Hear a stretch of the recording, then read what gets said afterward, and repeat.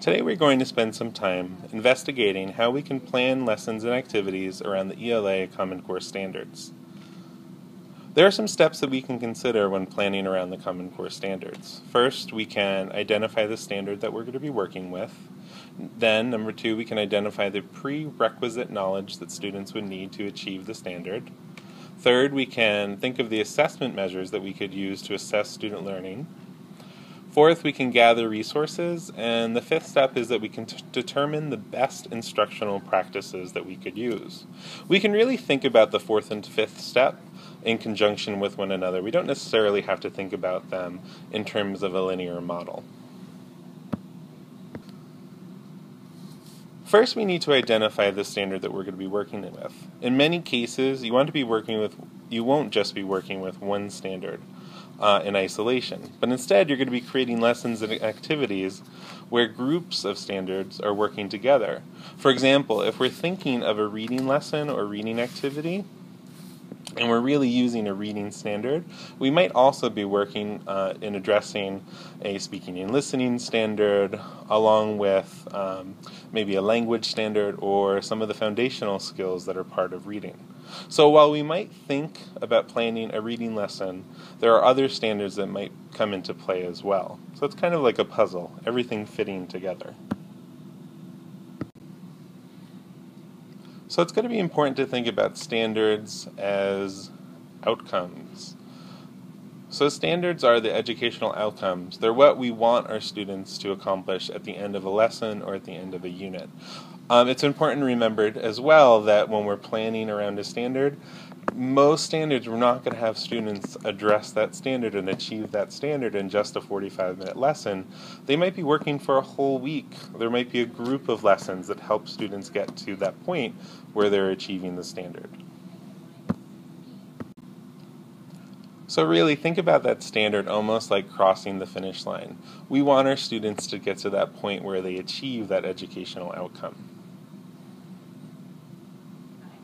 The other thing that we need to start doing, the next step, is really we need to start thinking about what are some of the prerequisite knowledge, pieces of knowledge, or skills that students might need.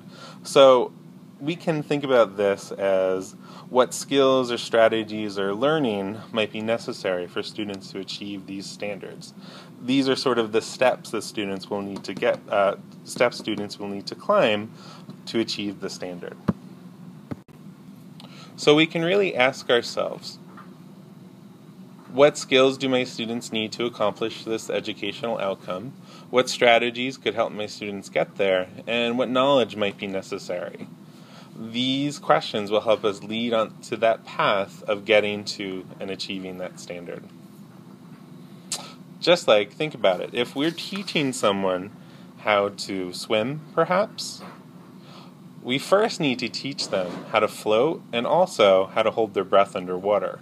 We're not going to just have them jump in the water and expect them to start swimming. We also should think about, when we're planning our lessons and activities, what kind of assessment measures are we going to use? How will we measure student learning? What kinds of benchmarks will we put up along the way? We have to think about both during instruction, after instruction. What kind of formative assessments we'll be using throughout the learning process to measure student learning, and also what kind of summative assessments might we be using when we're trying to measure student learning? Really, the summative assessments as well should be measuring those outcomes. So any kind of summative assessment connected to the Common Core will probably be measuring the educational outcome that is the standard.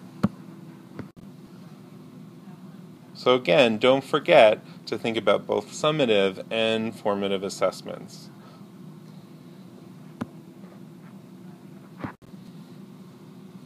So one summative assessment that we already have in place could be the ELA benchmark tasks that we've been practicing with so far this year.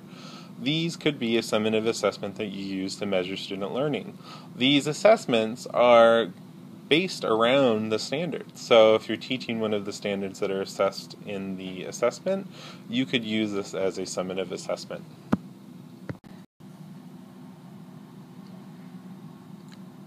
So don't forget that we should be using formative assessment throughout our instruction to measure student learning.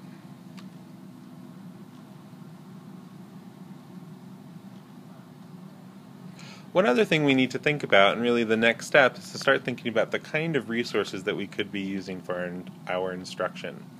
One of the benefits of the Common Core standards, and really this is a big one, is that teachers all over the country are using these standards. So really the web is littered with different kind of resources that we could try to use in our classrooms. Another resource that we all have at our disposal is the county regional document on the Common Core that has been created for each grade level. So if you notice, when you're looking at it, we have learning targets already set up here, both for knowledge and reasoning. We could use this as a resource when we're trying to plan our instruction. Another resource that we have at our disposal is the model curriculum. The model curriculum is a group of documents that was designed by the state of New Jersey for lower performing schools to follow. So these might be schools that where students didn't perform as well in the New Jersey Ask Test or some other kind of assessment. So these schools need to follow the state-created curriculum document. Now, not everything is great on the model curriculum, but there are some really good resources here, specifically the wording on some of the learning targets that you can find there. So you can find it by going to just do a Google search of Model Curriculum New Jersey on Google, and then you'll come to the English Language Arts page. Now you'll notice along the side, in the sidebar, there's all the different grade levels.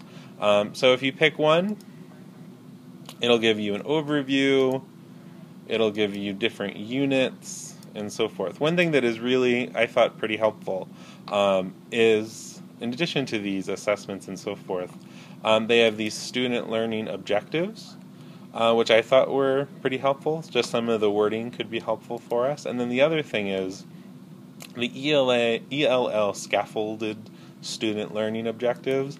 These are really kind of cool because they give it at different language proficiency levels, but really some of the wording of some of these language objectives and learning objectives are really strong. They're things that could be pretty helpful for us when we're trying to plan our own lessons.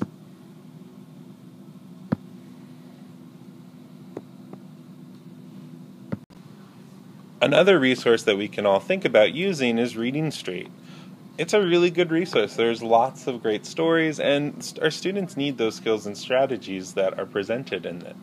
But a Reading Street is not going to be our end-all be-all anymore, because Reading Street isn't aligned necessarily to the Common Core. We need to go into Reading Street and take the pieces that are going to be helpful for us and useful for us, and try to use them when we're planning our instruction. Reading Street will not meet all of our needs when we're thinking about the Common Core. If we just follow Reading Street to a T, our students won't necessarily be ready for the PARCC assessments that are coming. One other key feature of the Common Core standards that we need to consider when we're planning instruction is the idea of text complexity. The Common Core really sees text complexity as a key feature, and the focus on text complexity needs to be trying to move our students up to more complex texts. So we need to think about both the quantitative, that is the lexile levels that our students might be at, the qualitative, the kinds of texts that we're using and the structures within those texts, and also we need to consider the reader and the task. So the individual student or group of students, and also the kind of task that we're expecting them to do. So when we're trying to think about text complexity and trying to plan instruction and finding appropriate text to use with our students, we consider these questions. Is it the appropriate reading level for our students? Is it a high quality text to use for this activity or this assignment? Is it even an appropriate text for my students' maturity level and the activity, the lesson or the task that they'll be doing? So qualitative, quantitative, and reader and task. One thing that we can use is the text complexity chart that we have within our folder. This has rubrics that we could use to try to consider some of the qualitative measures of text complexity. The last piece that we really need to think about and plan is something that we're all really good at, and that's trying to determine the best instructional practices for our classrooms. So depending on the lesson or the activity that we might be doing with students, we have to decide, is it going to be whole group, small group? What kind of differentiation will we be doing with the lesson? Will students be responding to text through writing? Will we be using a workshop model?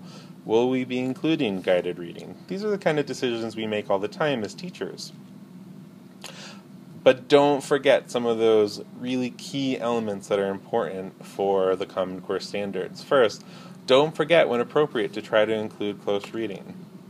Don't forget when appropriate to try to include argumentative writing and argumentative speaking, trying to get kids to defend an idea, both in their writing and through discussion. Don't forget to try to integrate technology when appropriate.